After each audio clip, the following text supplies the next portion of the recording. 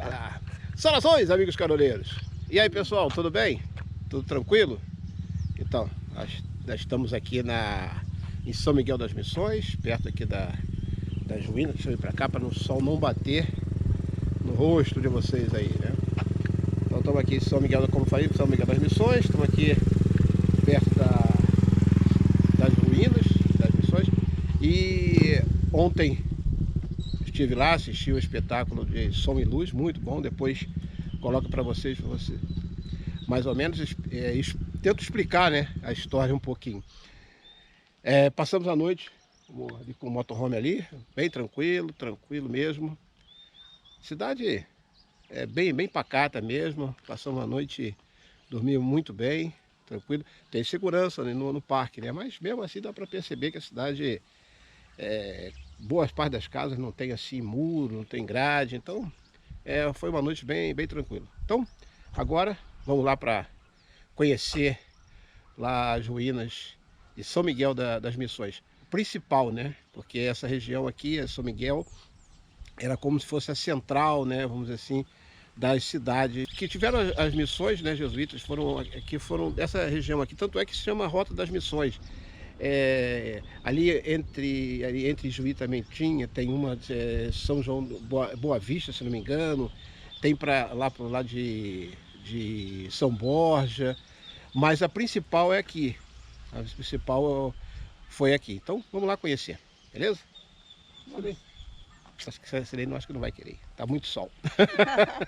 Vou estressar teu boné. Por isso que eu tô de boné, gente. Então vamos lá, vamos. Vem com a gente. Ou melhor, vem comigo. Então, pessoal, já estamos aqui dentro do sítio arqueológico das Missões. E vamos começar aqui o nosso passeio. Primeiro vamos dar uma olhada ali no museu, que tem as peças, as sacras, né? As esculturas que eram feitos, né? Porque foi feito pelos indígenas. Então vamos dar uma olhada ali na parte do museu. Inclusive um detalhe, há uns 6 anos atrás, talvez alguns devem lembrar, teve um temporal aqui, um vento forte, e quebrou os vidros aqui da parte do museu, onde ficam as esculturas, e muitas se quebraram, se perderam muita coisa, e ele ainda tem a área ainda que passa ainda por restauração. Então foi realmente muito triste isso. Na época foi uma perda de muita coisa aqui, tá? Então vamos lá conhecer um pouquinho. Pessoal, na entrada do parque, quando você vem comprar o ingresso, né, você recebe aqui o mapinha que diz todas as localizações, o que representa, né? Então, para que você possa percorrer toda essa parte aqui do sítio, tendo uma referência. E também você pode pegar gratuitamente, só deixar um documento, esse aparelho aqui, que é um audioguia. Então aqui eu vou utilizá-lo, né, em alguns pontos, para que possa passar um pouco da história para vocês, uma coisa certa, né, da história, porque muita coisa que eu não sei, algumas coisas, as coisas mais ou menos principais, assim, a gente conhece aqui, mas a fundo assim, a história. Então vou levar para conhecer com o audioguia, para vocês terem uma ideia melhor da história, tá certo? Então vamos escutar um pouquinho, vamos ver e conhecer um pouquinho da história aqui das Missões Jesuítas. O Museu das Missões reúne a maior coleção pública da arte missioneira do Brasil, expondo uma rica coleção da arte barroca elaborada pelos nativos das reduções jesuíticas. Grande parte do acervo do museu, que conta com quase 100 peças expostas, consiste de esculturas em madeira policromada, algumas com douramentos. Prevalecem as imagens de santos e partes de cenas sacras, a maioria produzida por guaranis. Em sua visita ao museu, observe atentamente as esculturas. Perceba que nos rostos esculpidos há traços europeus mesclados a feições indígenas. A influência barroca do século XVIII é nítida em algumas das peças, como na movimentação das formas. Repare no movimento dos corpos esculpidos, nos cabelos, mantos e vestes. Pessoal, à nossa frente aqui vocês devem ter essa imagem, é uma imagem icônica dessas ruínas da catedral. Já devem ter visto muitos cartões postais, muitos símbolos, inclusive um dos símbolos aqui do Rio Grande do Sul. Sobre um trecho da redução que abrigava parte das residências dos índios missioneiros. No chão, podemos ver largas pedras que eram utilizadas na construção das casas ao redor da praça. Eram edificações firmes e alpendradas, com o teto suspenso por pilastras e circundadas por varandas. A parceria com os jesuítas criou um novo conceito de arquitetura, embora nem todas as novidades trazidas tenham sido incorporadas pelos guaranis. As casas continuaram a não ter divisões internas. A alimentação era cozinhada nos alpendres. A falta de divisão de espaços no interior de algumas casas manteve a tradição dos índios de dormir e se alimentar em um mesmo cômodo. As casas só tinham suas áreas separadas caso duas ou mais famílias coabitassem a mesma moradia, o que vinha a ser muito comum, já que as casas precisavam abrigar todos os habitantes da redução. Uma igreja em cada redução era fundamental para a missão dos jesuítas. Vamos conhecer um pouco mais sobre a igreja de São Miguel Arcanjo. O projeto, em estilo barroco, é atribuído ao arquiteto jesuíta Jean Battista Primoli e contou com vários colaboradores. Foi inspirado na Igreja de Jesus em Roma. Ela não representa o padrão habitual das igrejas missioneiras. Foi construída com materiais da região, principalmente arenito e itacuru, uma rocha com muito minério de ferro. As pedras de arenito recebiam bem o trabalho de entalhes e ofereciam a solidez necessária.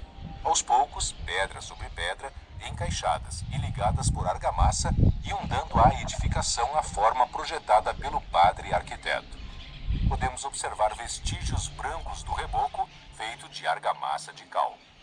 Iniciada em 1735 e concluída em pouco mais de 10 anos, foi feita em etapas. A primeira etapa a ser construída foi a nave, em seguida a fachada, depois a torre e somente depois um pórtico. Ao entrarmos pelo vão central, ingressamos na nave principal da igreja, local onde se reuniam os fiéis para assistir aos serviços religiosos. Olhando para as áreas laterais, percebemos que a igreja de São Miguel Arcanjo era dotada de 3 naves, esta, central e 2 outras secundárias. As naves secundárias eram separadas da nave central por enormes arcos.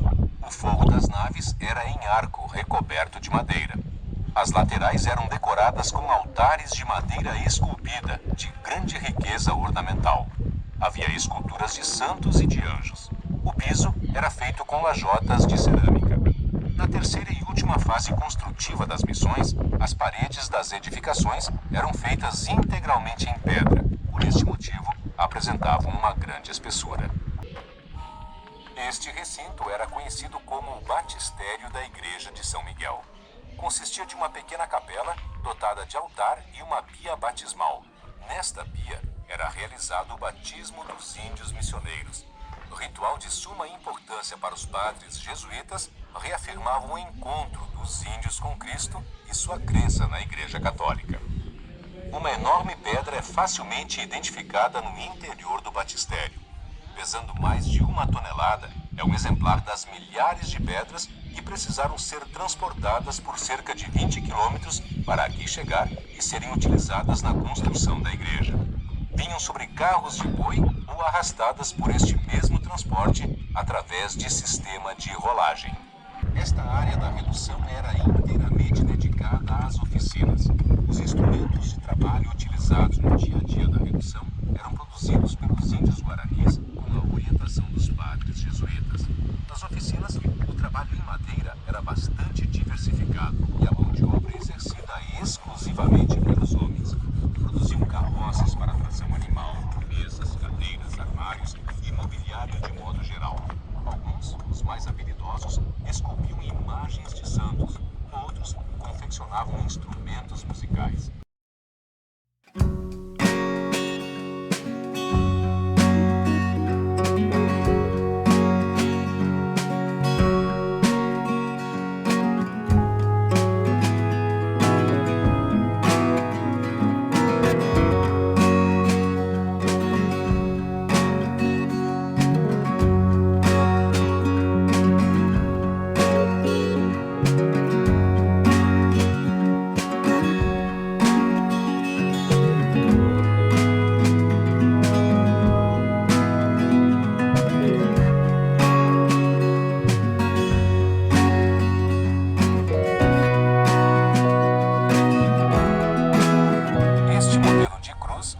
conhecido como Cruz Missioneira ou Cruz de Lorena. Ela não é originária desta redução, mas foi construída pelos guaranis, provavelmente da redução de São Lourenço. Seu material é a pedra arenito. Uma explicação para os dois braços da cruz é o movimento conhecido como o da fé redobrada, tentativa de incentivo à crença católica, enfraquecida pelo surgimento de outras religiões na Europa. Aqui atrás, vocês podem ver essa, vai se assemelhar muito uma arquibancada, né? Locais para sentar, é onde você, quando vem assistir o show à noite do Som e Luz, você fica acomodado aqui. E daqui você tem essa visão lá para a igreja. E é um espetáculo que eu vou tentar mais ou menos explicar para vocês e depois ilustrar com imagens. Talvez não fique bem assim, visto porque a gente tem que fazer corte, que é um espetáculo muito longo, são 47 minutos de espetáculo, mas é muito legal, muito bonito. A igreja fica ali iluminada, toda essa área aqui também se ilumina de acordo com as falas, com o que vai acontecendo, com o que vai sendo narrado. Então ela mais ou menos começa com as ruínas da igreja conversando com a terra, com o solo. A terra que viu crescer aqui uma comunidade, se expandir, né? E viu também a ruína. Então o que acontece? Começa, inclusive só um detalhe, a voz, quem faz a voz das ruínas é a grande Fernanda Montenegro. Vocês vão identificar aí no áudio aí da abertura do espetáculo. Vejam só. Não assim! Não assim! Ó terra dolorosa de meus pais, sejamos também mais brandas com os estranhos. Não assim. Pois em nossas palavras está rugindo o tigre da vingança contra um passado de maldade. Devemos tomar cuidado, terra, com este felino que num bote traiçoeiro pode trair a verdade. Pedistes para contar-lhes, não foi isso? Para fazê-los sentir o sofrimento que ainda tenho. Devo ser branda no relato da minha própria desventura. Acaso a mágoa de ter visto destruída a própria cria não deixa doido, mais plácido e cego, o mais consciente? De que outra forma quereis que eu me torne agora ouvida?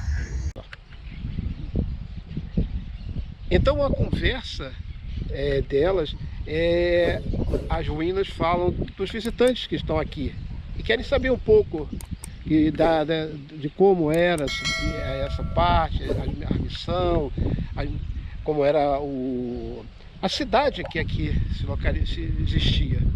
E ela vai começando a, vamos dizer assim, trazendo esses personagens à vida. Saiam também os mestres da traição e da inveja. Saiam portugueses e espanhóis daquele tempo. Que de todos os que falam, ao menos um aqui esteja.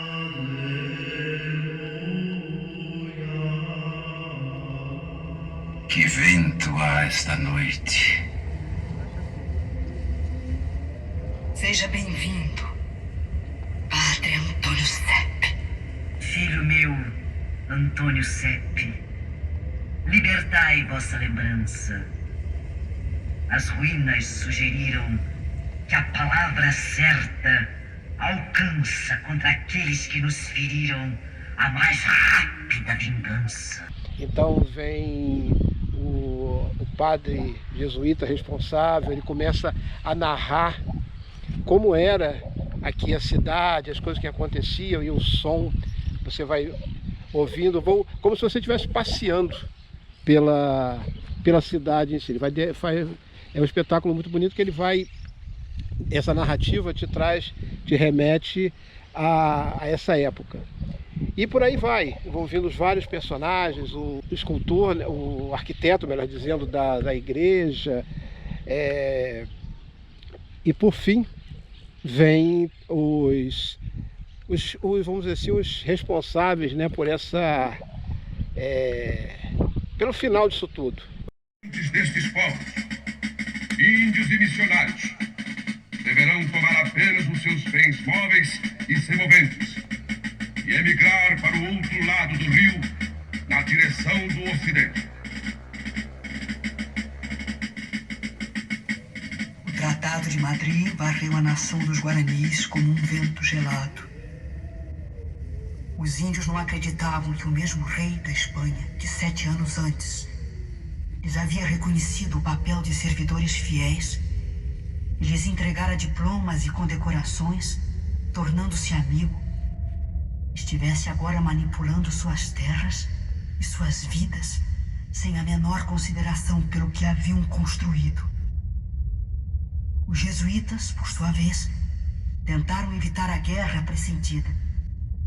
Com palavras, tentaram inutilmente abrandar a revolta dos oprimidos e atenuar a pressa dos colonialistas. Enfim, vem essa parte, vem os espanhóis e portugueses, que aqui era uma colônia espanhola, era uma troca que fizeram com os portugueses e os índios teriam que sair. E isso foi tudo que ocasionou essa guerra. E ele termina com uma coisa muito importante que nos faz refletir até do que se vive hoje, né, no início do ano de 2022, com o que acontece lá na Ucrânia, mal comparando assim, mas que é a briga, a luta de um povo que não quer deixar a sua terra, não quer perder a sua terra, a sua independência. E o espetáculo termina com divinamente assim, com uma coisa que hoje em dia que a gente tem que preservar muito, que é a liberdade. Então, olha o final do espetáculo aí. Assim continuará a luta do cacique de São Miguel e de seus irmãos assassinados. Enquanto sobreviver no coração do homem o desejo infinito de ser livre, de lutar contra a opressão, há de se ouvir no dia a dia o grito do índio Cepé.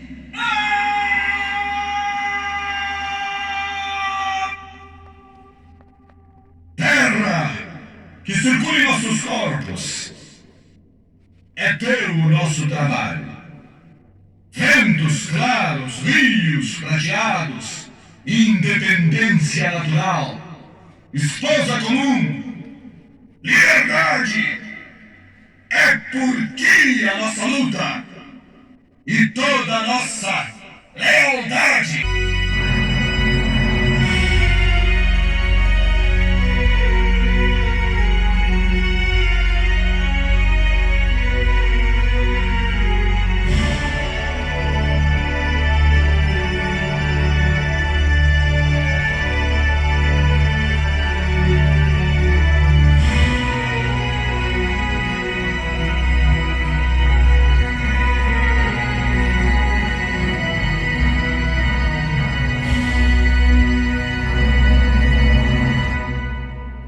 Então é isso aí, meus amigos. Foi a nossa visita ao sítio arqueológico aqui da Redução de São Miguel das Missões. Espero que tenha dado aí para vocês terem uma ideia de como é isso aqui. Muito bonito, muitos já devem já conhecer, e outros não. Então vale a pena, se você ainda não tiver a oportunidade, venha conhecer, ver pessoalmente, ver um pouco da história. Isso faz parte da nossa história. Então isso tudo que faz parte da nossa história é importante de conhecer e preservar. Então agora vamos continuar, nós vamos para a estrada, continuar nossa viagem. E se vocês gostaram do vídeo, deixe seu like, seu positivo aí. Se não é inscrito no canal, Vai lá, se inscreve e ativa o sininho para as notificações, beleza? Então, um forte abraço, fiquem com Deus e tchau! Voltaremos, hein?